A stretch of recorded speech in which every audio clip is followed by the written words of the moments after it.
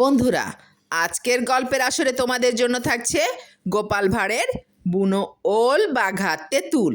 গোপালের শ্বশুরবাড়ির কাছাকাছি কাঙালপাড়া নামে একটি গ্রাম ছিল। তখনকার দিনে কাঙালপাড়ার লোকদের ভীষণ বদনাম ছিল। তারা অজানা অচেনা লোককে নানাভাবে অযথা ঠাট্টা তামাশা করে নাজেহাল করত। বলতে গেলে তখনকার দিনে কাঙালপাড়ার লোকদের পাজি বদনাম ছিল। বাইরের লোককে বাগে পেলেই নাস্তানাবুদ করে ছাড়তো।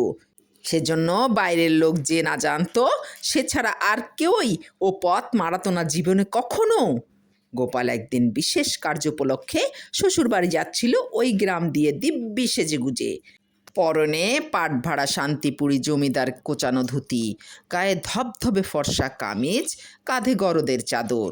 গোপালের সুন্দর সাজ পোশাক পরার কারণ শালীর বিয়ে। গোপাল এখানকার কাণ্ড কারখানা যদি বা জানতো, কিন্তু অসাবধানতাবশত সে বেখেয়ালে চলে এসেছে। কাঙালপাড়ার একটি পাজি লোক তাকে নাজেহাল করার জন্য তৎপর হলো। গোপালের বিশেষ ধরনের সাজ পোশাক দেখে সে আরও খুশি হলো।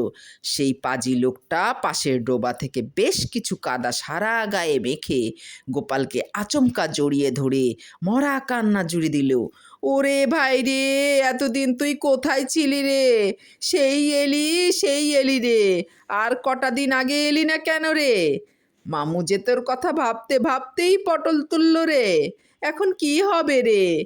আমি যে আর তোর দুঃখে থাকতে পারছি না রে। গোপাল বুঝতে পারলে সে পাজির লোকের পাল্লায় পড়েছে। গোপালের তখন পায়খানা পেয়েছিল।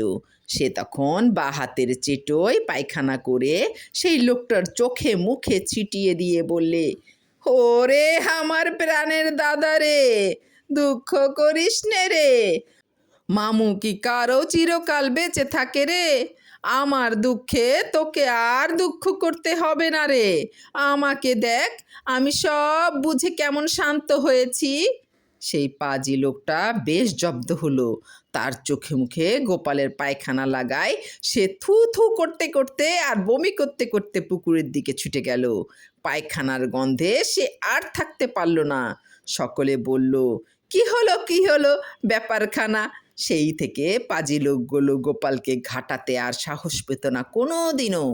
আর গোপালও বুক চিতিয়ে গা দুলিয়ে দিব্যি সেই পথ দিয়ে যাওয়া আসা করতো মনের আনন্দে।